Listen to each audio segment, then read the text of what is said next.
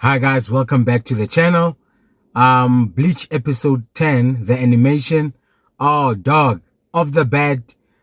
This was a fire episode. We finally get to see the two Kenpachis going head to head. Obviously picking up from, the last episode where the fight started, right? Our first scene we see Kenpachi going back and forth with Unohana, but Kenpachi keeps blacking out, okay?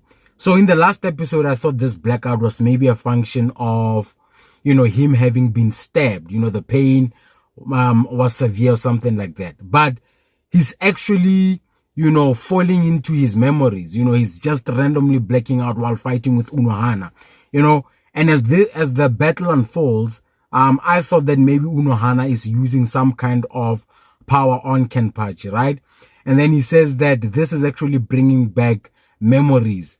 And then that's when we get to see a flashback of Unohana as well as Kenpachi, how they both started together. We see Unohana standing there, and one of her subordinates comes and says that, we've tried to search for a foe who's worthy of your blade, but no, we can't find anybody, essentially, right? And then this guy, Unohana subordinate, assumes that this pile of dead bodies in front of her is her doing, right? It's gang members that she's been slaying. But oh no, there's Kenpachi, dude, on top of that pile of bodies. Dude, Kenpachi's sitting on top of there, and he jumps out and he goes for Unohana.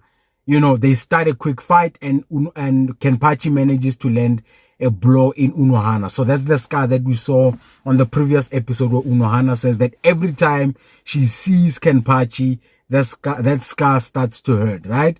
But now, man, think about it. Kenpachi as a kid was already that strong. What is Kenpachi? Is Kenpachi, I don't know the different types of beings that are in the soul society, right?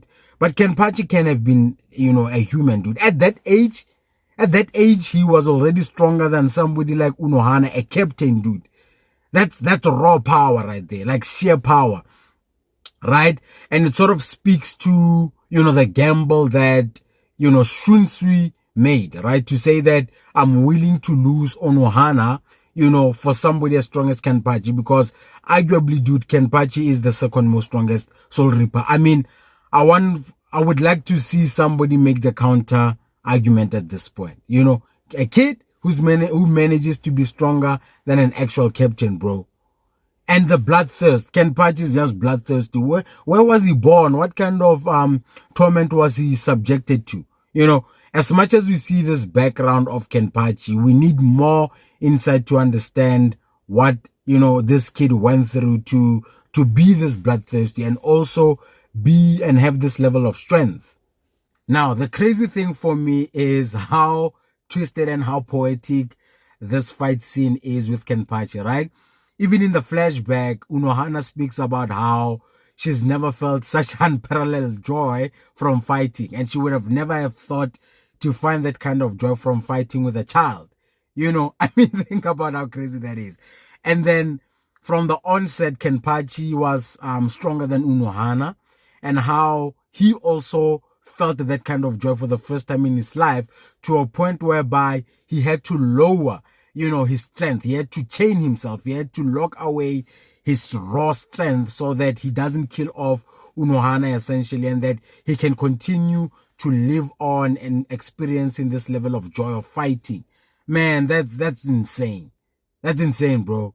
And then the interesting part about this fight with Kenpachi, right?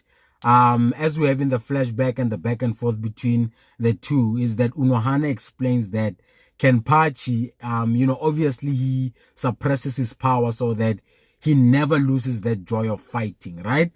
Unohana even explains that, do you know why you lost that battle with Ichigo? Or do you know why you won that fight with, that one Arankai in Boykomundo, which is that you essentially suppressing your power so that that endless dance of, of fighting, it doesn't end, because you could kill off your foe. You never fight, to the utmost of your capabilities or your abilities, right?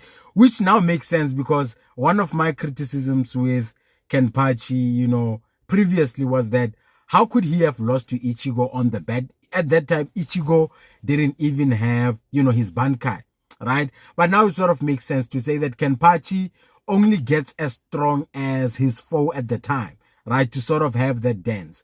Now, as they're fighting, dude, Kenpachi, starts to make sense of his blackouts, to say that, every time I keep blacking out and coming out of it, I become more proficient at what I'm doing, and he even manages now to cut Unohana and get her to bleed.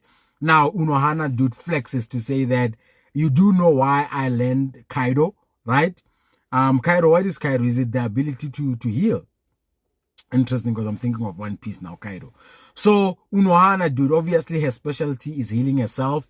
And then Unohana reveals that, the reason why she essentially got her abilities or capabilities is to train Kenpachi, to unleash his abilities, to train him and pass the torch of a Kenpachi, right?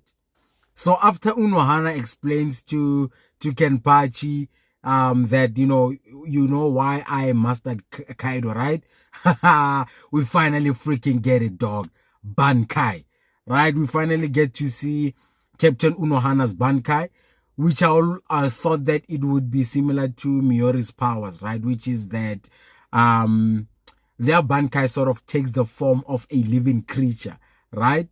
And then, dude, it was so cool, bro. We move into this alternative reality filled with blood. So in this reality, it seems that Unohana, she can't get hurt, right? And everybody that fights her essentially melts, dude. And she uses this blood as like a whip. Dude. It was such a cool display of power. And, it was so relevant to the power of, the first Kenpachi. All of the blood on the floor, of all the people she's killed, dude. Such a poetic episode. But then the only thing that confused me with this power is, while she's fighting with Kenpachi, and he keeps on getting, melted. We see the skeleton, you see Kenpachi, keep blacking out again and again. He keeps on regenerating, and then he says that, oh, I've been imagining this all in my head. He's getting memories of his flashbacks. His memories are coming back of how he suppressed his power. So does it mean that Captain Unohana's powers doesn't melt people in that reality, and that you only get left in that reality, and the powers are predominantly her healing capabilities and her abilities to use the blood as a whip, right? If somebody could maybe explain that to me, right? I mean, again, this battle between Kenpachi, dude, and Unohana was so beautiful, right? As soon as Unohana goes into a Bankai, you would think that Kenpachi would get, somewhat scared or worried, right? No, dude, Kenpachi is excited. We even hear him say, scream out, he goes in, dog. I mean, the sheer action, right? The choreography of the battle, seeing Unohana, sort of utilize the blood, right, as one with her Zanpakuto. Dude, it was so beautiful. Seeing them go back and forth. Kenpachi even manages to get a strike on Unohana. But yes, Unohana immediately heals herself, bro. That was so epic. You could just see Kenpachi even move, in that realm of blood, right? He was moving so fast, getting lost in the battle, right? And think about this, guys. This is somebody who's fighting somebody in his Bankai. This man hasn't even released his Shikai, right? He doesn't even know the name of his Bankai.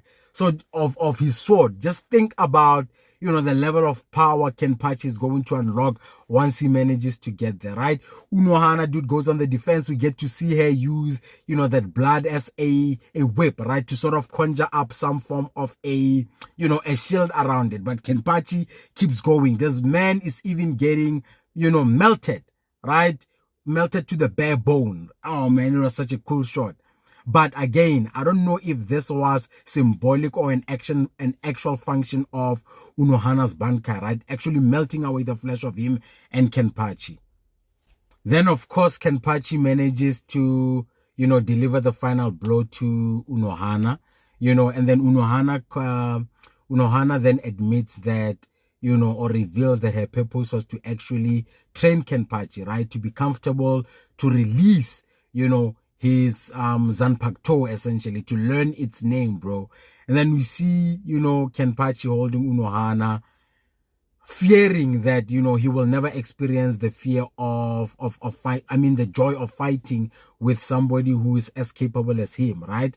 But then Unohana reassures him that, dude, you don't have to worry. Now you've got comrades, you've got foes who are strong enough for you to cross blades with, right? People who you can actually fight, you know, in your peak form, right? And then, you know, Unohana finally passes away.